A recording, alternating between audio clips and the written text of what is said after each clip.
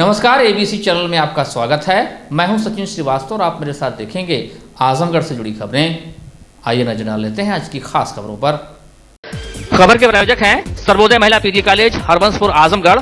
Admission open. स्नातक कला संकाय, स्नातक विज्ञान संकाय, स्नातकोत्तर कला संकाय, स्नातकोत्तर विज्ञान संकाय और BTC DElEd. Life style furniture Birladi Azamgarh. सभी प्रकार के फर्नीचर एवं इलेक्ट्रॉनिक सामानों की संपूर्ण रेंज और paradise international school Hirapatti Azamgarh. Admission open. Play group class 10th। 20 सितंबर को महाराजगंज थाने की सरदाहा बाजार में स्थित दुकान में घुसकर वादी मुकदमा मोहम्मद आरिफ के पिता और भाई की गोली मारकर हत्या कर दी गई। इस घटना में शामिल मुख्य आरोपी को महाराजगंज थाने की पुलिस ने मुठभेड़ के दौरान गिरफ्तार कर लिया। पूछताछ के दौरान हत्यारोपी ने बताया कि वो अपनी मां के साथ किए गए अपमानों का बदला लेने के लिए इस घटना को अंजाम दिया। इस मामले में लिप्त सभी आरोपियों को सलाखे के पीछे हैं। पुलिस अधीक्षक अनुराग आर्य ने बताया कि प्रभारी निरीक्षक महाराजगंज संजय कुमार सिंह को मुखबिर से सूचना मिली कि सरदाहा बाजार में हुई हत्या की घटना में फरार अभियुक्त मोटरसाइकिल से चपरी पुलिया होते हुए कहीं जाने वाला है। इस सूचना पर संजय कुमार सिंह मैं हमराह चपरी पुलिया के पास चेकिंग प्रारंभ की गई। कुछ देर बाद एक मोटरसाइकिल सवार व्यक्ति आता दिखाई दिया, जिसे रुकने का इशारा करने पर मोटरसाइकिल सवार पुलिस टीम पर फायरिंग करते हुए भागने लगा। पुलिस टीम द्वारा आत्मरक्षार्थ जवाबी कार्रवाई में बदमाश के दाहिने पैर में घुटने के नीचे गोली लगी, जिससे वो घायल होकर गिर गया। बदमाश की पहचान पवन गुप्ता पुत्र दिनेश गुप्ता निवासी सरदाहा मेउड़िया थाना महाराजगंज उम्र 33 वर्षीय के रूप में हुई, जिसे सुबह लगभग 5 बजे हिरासत में लेकर सदर अस्पताल आजमगढ़ इलाज हेतु रवाना किया गया। गिरफ्तार अभियुक्त के पास से एक पिस्टल 32 बोर व 2 खोखा कारतूस 32 बोर तथा पास में गिरी मोटरसाइकिल बरामद हुई। तमंचा 32 बोर 2 जिंदा कारतूस बरामद हुआ तथा अभियुक्त पंकज गुप्ता के कब्जे से 500 रुपए के 7 नोट कुल 3500 रुपए बरामद हुए। एसपी ने बताया कि विवेचना के दौरान सीसीटीवी कैमरे की जांच में वादी मुकदमा द्वारा फायरिंग करते हुए सनी कुमार पुत्र अनिल कुमार निवासी भीलमपुर थाना महाराजगंज की पहचान की गई।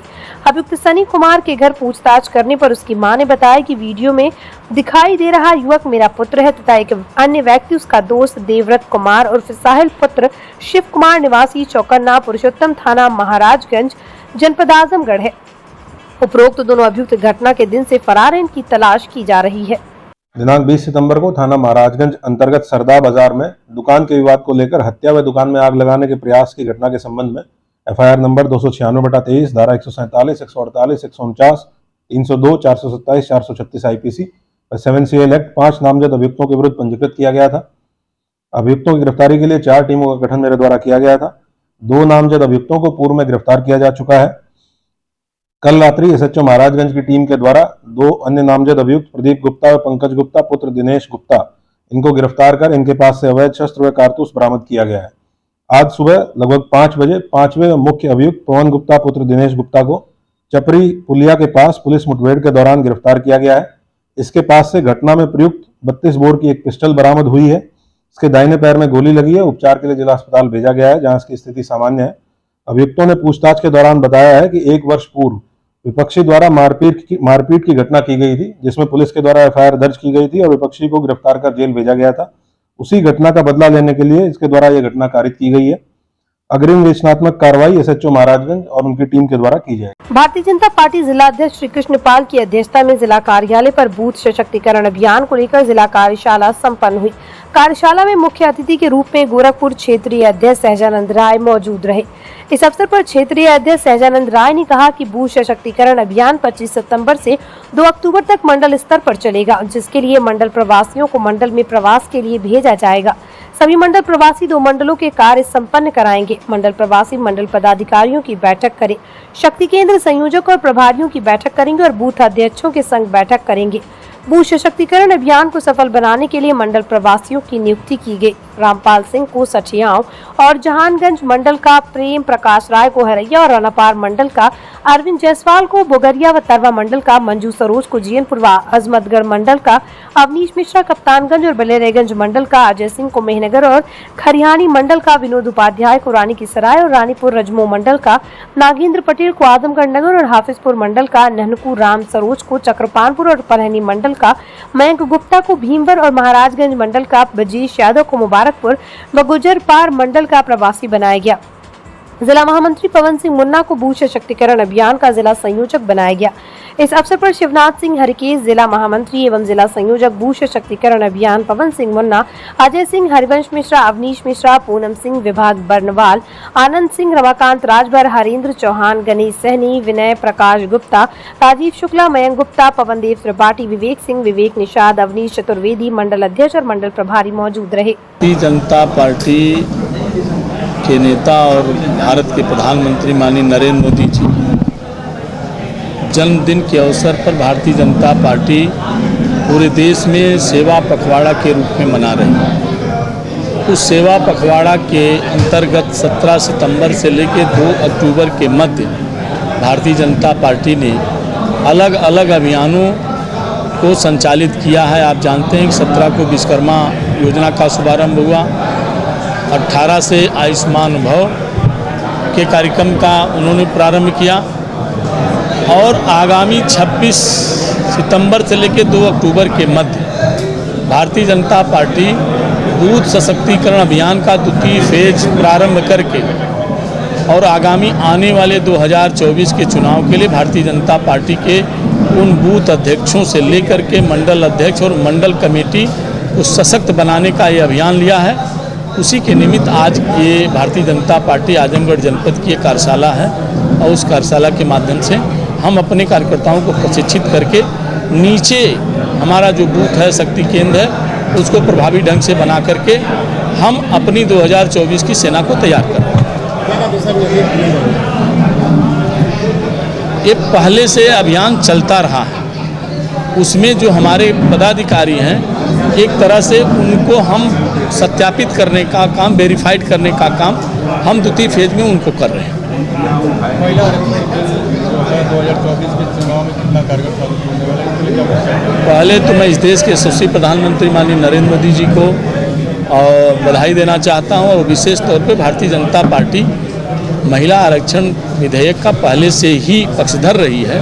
अब आप सब जानते हैं कि हम अपने सांगठनिक स्ट्रक्चर में 33% महिलाओं को आरक्षण दे करके, चाहे वो हमारी प्रदेश की, क्षेत्र की, जिले की, मंडल की, इवन टू बूथ स्तर की भी जो हम अपनी कमेटियां बनाते हैं संगठन की, उसमें भी हम 33% महिलाओं का आरक्षण निर्धारित करते हैं, उनको स्थान देते हैं। और मेरा ये मानना है इस देश की आधी आबादी हमारी महिलाओं की, हमारी बहनों की है।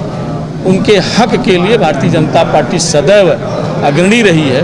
अब आप जानते हैं कि इस देश के यशस्वी प्रधानमंत्री ने बेटी बचाओ बेटी पढ़ाओ के माध्यम से जहां महिलाओं को सशक्त किया था, एक संबल दिया था, यही महिला विधेयक, आरक्षण विधेयक ला करके महिलाओं को सशक्त बनाने में एक बहुत बड़ा मील का पत्थर साबित होगा। मैं एक बार पुनः अपने देश के यशस्वी प्रधानमंत्री जी को इस महिला विधेयक के लिए गोरखपुर क्षेत्र की तरफ से, आजमगढ़ की तरफ से, आम नागरिकों की तरफ से, पार्टी कार्यकर्ताओं की तरफ से उनका मैं बहुत बहुत धन्यवाद करता हूँ।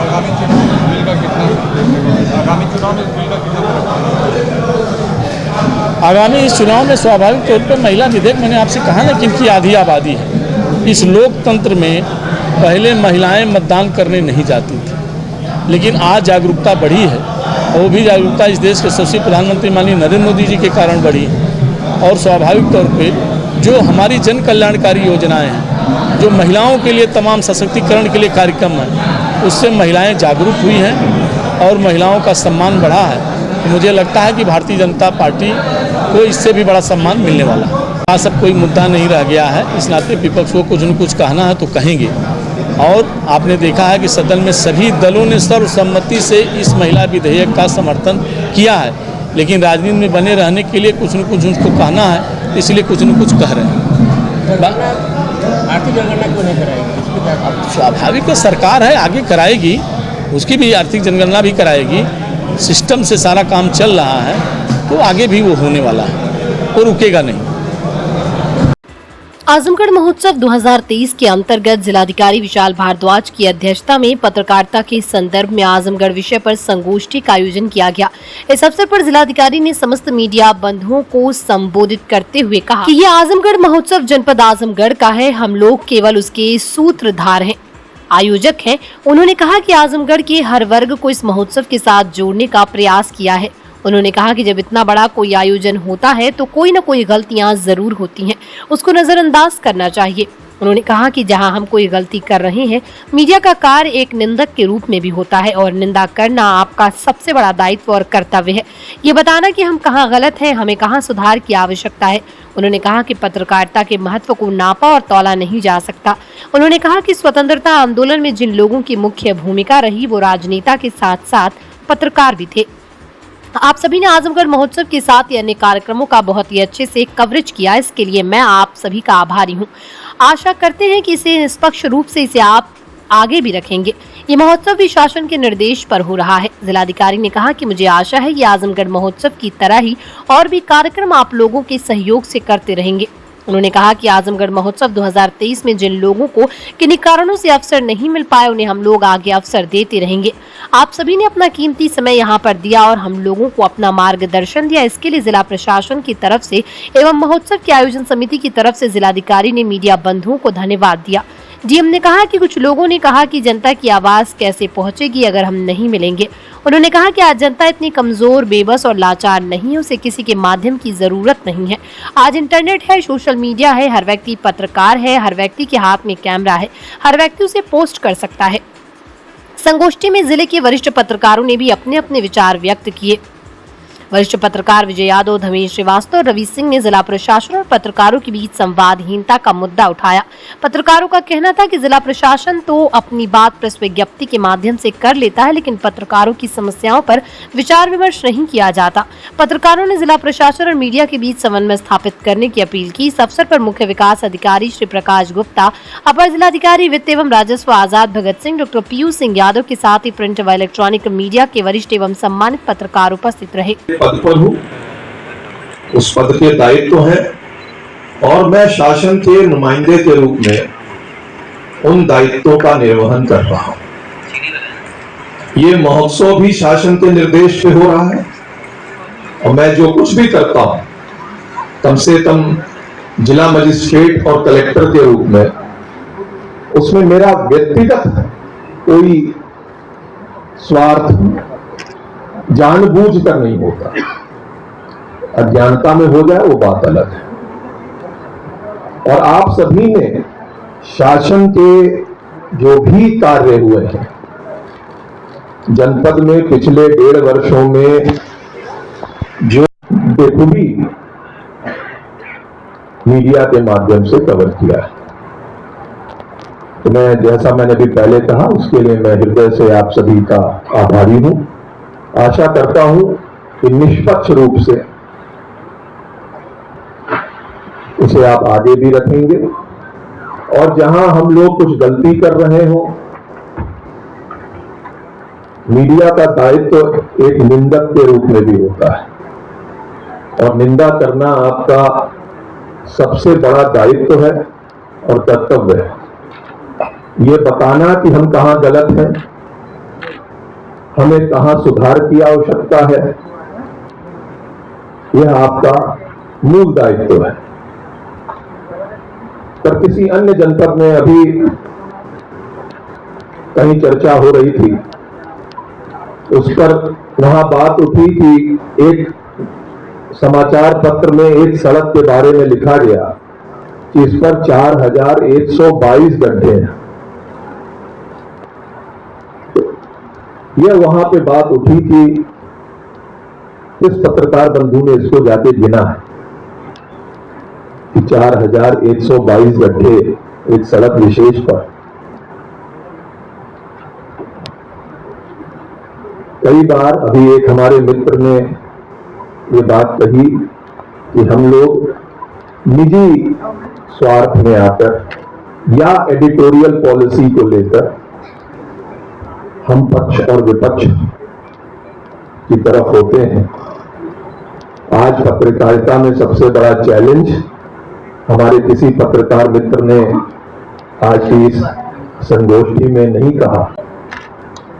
आज कुछ लोगों को कुछ दल बायकॉट कर रहे हैं और कुछ लोगों ने बात कही कि जनता की आवाज कैसे पहुंचेगी अगर हम नहीं मिलेंगे।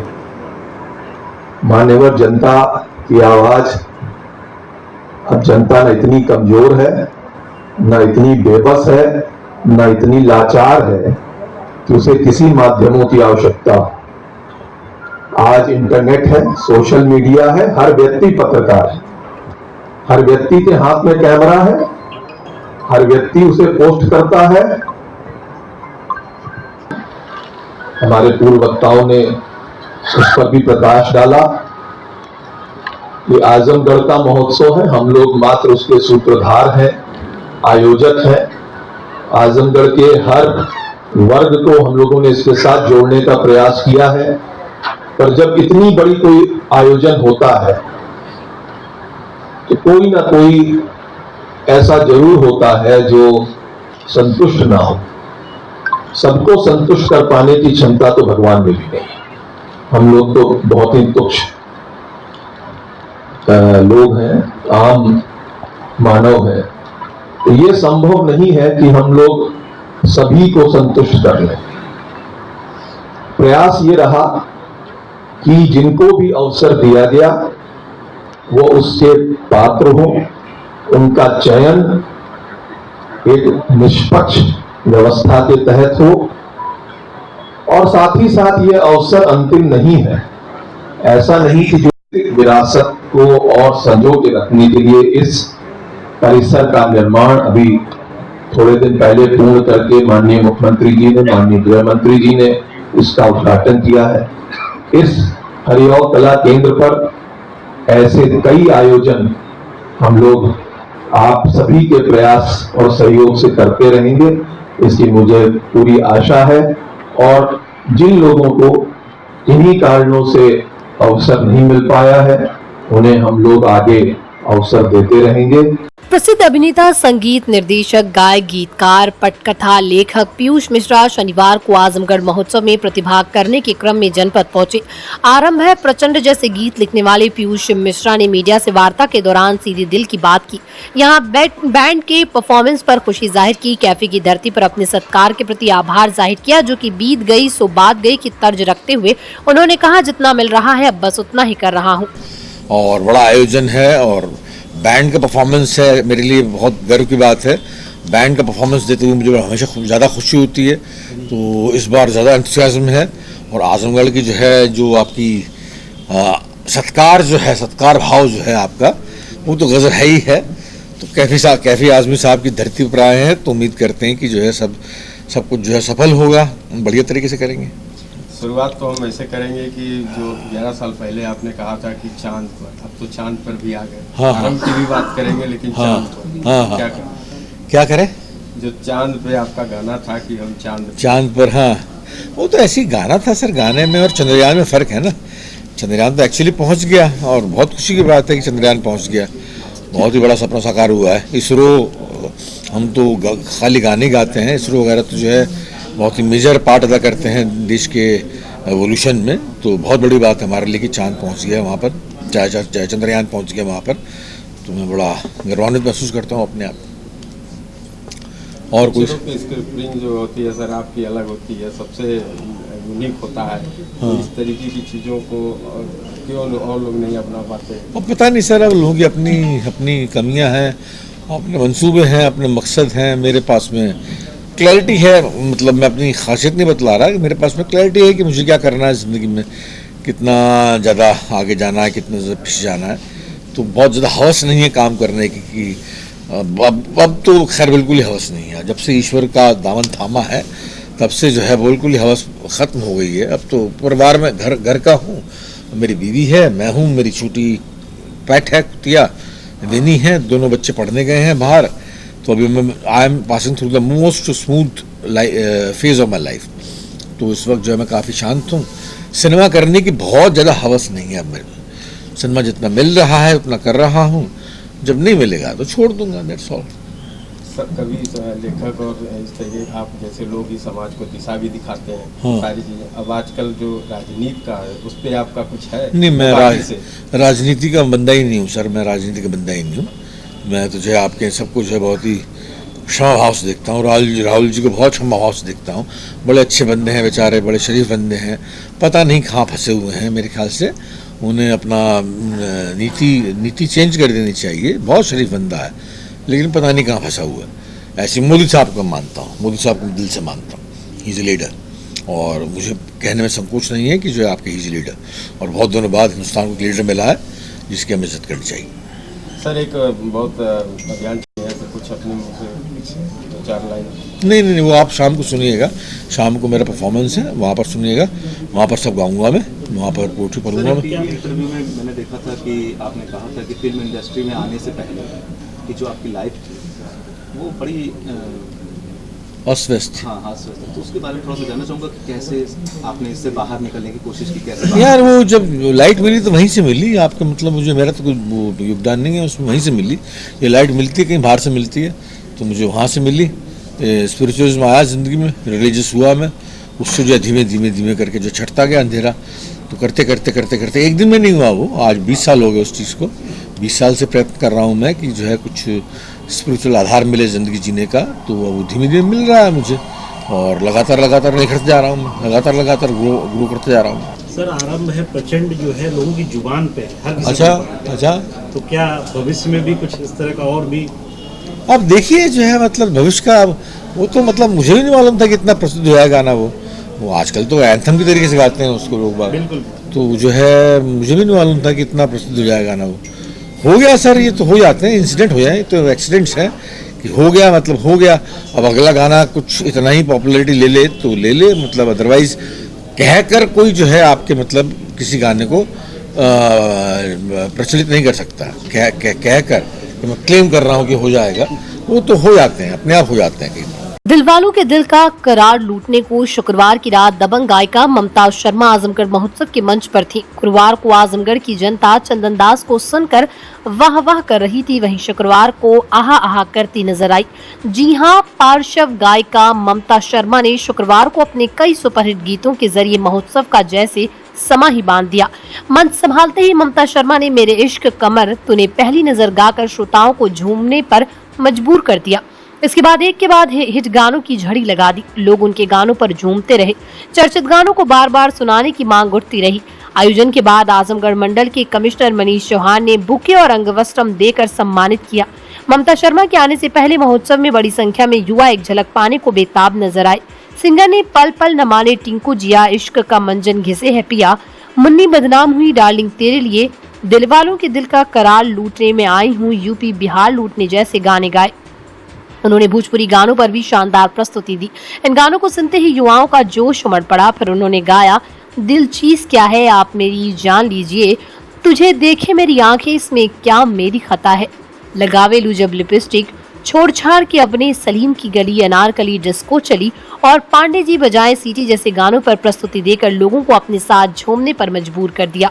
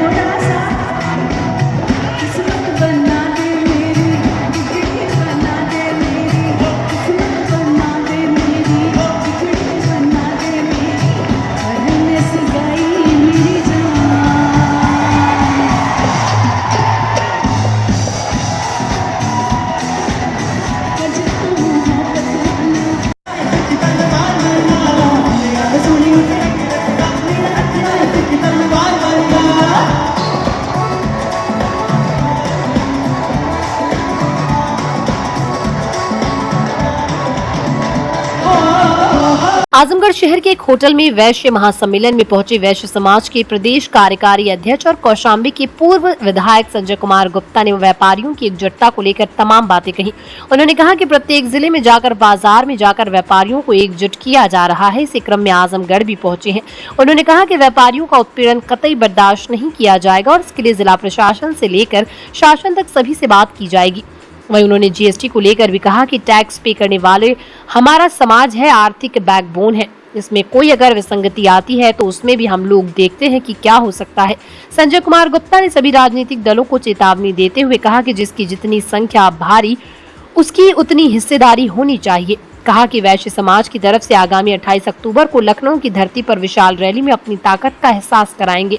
उन्होंने कहा कि वैश्य समाज चुनाव में लोकसभा हो या विधानसभा कई सीटों पर जिताने और हराने की क्षमता रखता है। जाकर अपने वैश्य बंधुओं को, सभी वैश्य के उपवर्गों को इकट्ठे करते हुए उन्हें इस रैली में आने का न्योता दे रहे हैं। एक विशाल रैली के माध्यम से उत्तर प्रदेश की राजनीति में वैश्य बंधुओं की एक सक्रिय भागीदारी तय की जाएगी। सर, जिस तरह से वैश्य समाज को इग्नोर करके और अन्य लोग किस तरह से अपना, देखिए, कोई भी समाज इग्नोर तब होता है जब वो जागरूक नहीं होता। जो समाज जागरूक होता है, ऐसे बहुत से समाज जो 10 जिले में है, मात्र 15 जिले में है जागरूक हुए, जिनकी हिस्सेदारी मात्र 4%, 3%, 6% है, उन्होंने सरकार में हिस्सेदारी तय किया है। हमारा वैश्य समाज 75 जिलों में इस स्थिति पे है कि सैकड़ों सीटों को विधानसभा की और कम से कम 25-30 सीटें ऐसी लोकसभा की है जिनको जिताने और हराने की भी क्षमता रखता है। तो हम लोग जागरूक करेंगे और सरकारें या राजनीतिक दल हमारे वैश्य समाज को अपनी उचित सहभागिता दे, ऐसा हम लोग का प्रयास है। केंद्र सरकार और प्रदेश सरकार किस तरह से वैश्य समाज को बढ़ावा देगी और इसमें किस तरह से? नहीं, देखिए, प्रदेश सरकार के खिलाफ कोई रैली नहीं है या किसी ऐसे एजेंडे के साथ ये रैली नहीं है। प्रदेश सरकार भी हमारी है। हम तो सिर्फ एक चीज़ है, हमारे 75 जिलों में हमारे संगठन है, इसके माध्यम से हम एक संकल्प रैली के द्वारा हम सभी राजनीतिक दलों को भी संदेश देने का काम करेंगे कि हर जिले में हमारा समाज किस संख्या में है, इसका आकलन करें। अपना ताकत दिखाएंगे। बिल्कुल ताकत दिखाएंगे। ये शक्ति पक्ष देने वाला हमारा समाज है, देश की अर्थव्यवस्था की बैकबोन कहे जाने वाला समाज है। हम टैक्स पेयर हैं, निश्चित तौर से उसको लेकर तमाम विसंगतियां भी सामने आती हैं, उसकी भी लड़ाई हम लोग समय समय पर उचित फोरम पर लड़ते हैं। वैश्य समाज में एकजुट करने के लिए क्या नहीं बनाएगा? ये हर जिले में हमारे दौरे चल रहे हैं। हमारे पूरे प्रदेश की टीम इस समय हमारा जो मंच है, पूरा प्रदेश की पदाधिकारियों का मंच है, हर जिले में हमारे दौरे चल रहे हैं। 75 जिलों में हम लोग जाकर सभी उत्तर प्रदेश की बाजारों में, सभी प्रमुख स्थानों पर जहां पर हमारा वैश्य समाज रहता है, हम लोग जाके वहां पूरी टीम बना रहे हैं और सभी बाजारों से बसों के माध्यम से, अपनी 4 पहिया गाड़ियों के माध्यम से, ट्रेन के माध्यम से 28 अक्टूबर को एक जन सैलाब लखनऊ की धरती। सर्वोदय महिला पीजी कॉलेज गोरठ, हरबंशपुर, आजमगढ़। प्रवेश प्रारंभ सत्र 2023-2024। स्नातक कला संकाय हिंदी, संस्कृत, अंग्रेजी, भूगोल, शिक्षा शास्त्र, मनोविज्ञान, समाज शास्त्र, गृह विज्ञान, प्राचीन इतिहास। स्नातक विज्ञान संकाय भौतिक विज्ञान, रसायन विज्ञान, गणित, प्राणी विज्ञान, वनस्पति विज्ञान। स्नातकोत्तर कला संकाय समाज शास्त्र, गृह विज्ञान। स्नातकोत्तर विज्ञान संकाय भौतिक विज्ञान, रसायन विज्ञान, प्राणी विज्ञान, वनस्पति विज्ञान। महिलाओं के लिए बीटीसी, डीएलएड में एडमिशन ओपन, सिर्फ 50 सीट उपलब्ध, जल्दी करें। Life style furniture, Belnadi, Azamgarh. सभी प्रकार के फर्नीचर एवं इलेक्ट्रॉनिक सामानों की भरपूर रेंज उपलब्ध। हमारे यहाँ ईएमआई की सुविधा 0% ब्याज पर उपलब्ध।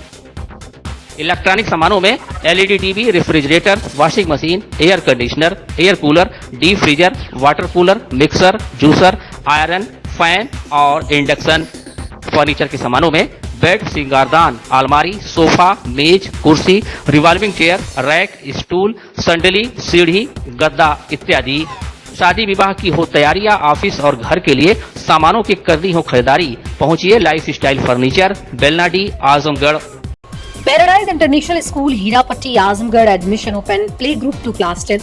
CBSE pattern English medium school, in house developed digital learning platform, true digital smart school, well qualified teaching staff, well designed composite science lab, fully equipped computer lab, fully furnished library, edge per CBSE standards, outdoor and indoor play facility for overall development. Our branch Kids Paradise Fun of Learning Playgroup section of Paradise International School, 200 plus design activity kits and play zone for Kids Paradise Playgroup section.